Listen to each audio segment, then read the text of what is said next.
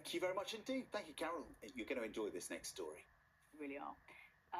It's about a dog who saved countless lives, survived sinking ships, and she was the only animal officially recognised as a prisoner of war during the Second World War. And now, Judy, the dog's story, has been brought to life in a new picture book. Yeah, it tells the incredible tale of Judy's life on board warships, where she was able to give early warning to crews of incoming enemy aircraft, and she was even awarded the animal equivalent of the Victoria Cross for her magnificent courage. Yeah, the historian and author of the book, Tom Palmer, joins us.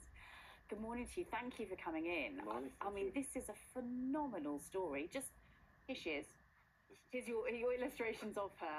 Just tell us about Judy. It's an extraordinary story. Well, she was an amazing, brave dog. And I wrote the words, but Carolina Rebay did the illustrations, and they are extraordinary. It is my first picture book, and our job was to tell a story about this dog who was really brave. She did really brave stuff. She saved men's lives, and she was a comfort. And as we all who have animals know, animals can be a comfort to you. So tell us about Judy. Where was she? So initially she was in Singapore on a ship called HMS Grasshopper. Then she was taken prisoner, and she became the only animal ever to be an official prisoner of war, which is an amazing thing. And that's part of what the story is about, really. How she not only won the medal for bravery, but she was remarkable in that she was the only prisoner of war. Look at these fantastic old pictures. Yeah. I mean, so many pictures where that's the medal, is it? That's the Miranda Collar. So that's the Dickin medal, which lots of animals have won, cats, dogs, horses, pigeons, and that's for bravery, and that's in the Imperial War Museum, that one. Just give us a sense of that bravery. What did she do that was so brave? I mean, so the things she did, which features in the book, she when the aeroplanes were coming, she'd warn the men. When the ship was hit, she'd warn the men that the ship was on fire. And when one of her ships was sunk, she took pieces of wood to men who couldn't swim to stop them drowning, and lots of things like that. And then when the men helped her as well, in that she wasn't allowed into the prison camp, so the men hid her in rice sacks so that she'd be safe, because otherwise she would have been killed. So it was a two-way thing. The men looked after her, she looked after the men. And it's VJ Day coming up, the 80th anniversary of VJ Day. The men in those prison camps, it was absolutely horrific. And these men, in one slight way, were lucky because they had a dog like Judy, who's in the story, War Dog, to help them, comfort them. Obviously, this is a picture book. Yes. It's telling children, isn't it, about quite a difficult subject. Yes. Are there sort of parallels a little bit with War Horse? It's kind of, children can really identify with animals in a way. So telling them this story tells them about war, tells them about what this amazing dog did, but also telling them about, VJ Day and all of these bigger issues. I think it's a really important point, and War Horse by Michael Morpurgo led the way in that in lots of ways. But I think this is in that it's a picture book. We see war all the time. On your show has featured more than one wars this morning, and this might be in the background, and children will be hearing about war. They'll be seeing it on social media. They play video games to do with war.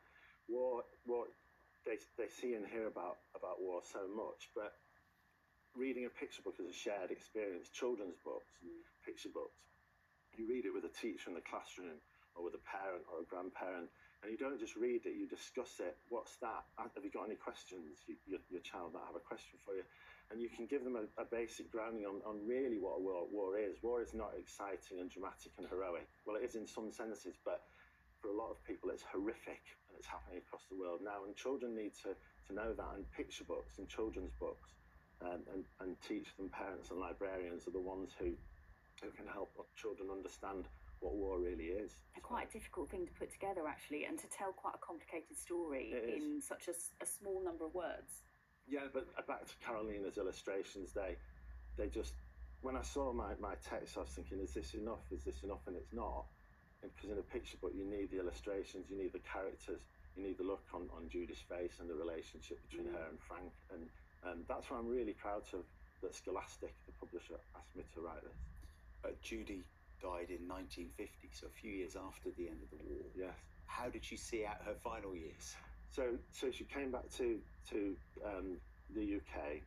So Frank managed to get her back to the UK. She was in quarantine for 6 months, but he used to visit her every weekend. And then he went to, I believe he went to East Africa, and he took her with him, and they lived in East Africa for the last years of her life, and she's buried there.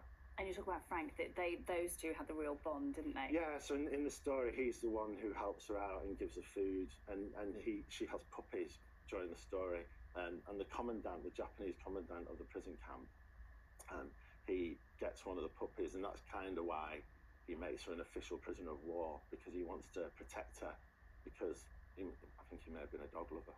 That's Frank. Yeah, it is. Frank and Judy. Judy, yeah. How has this story affected you?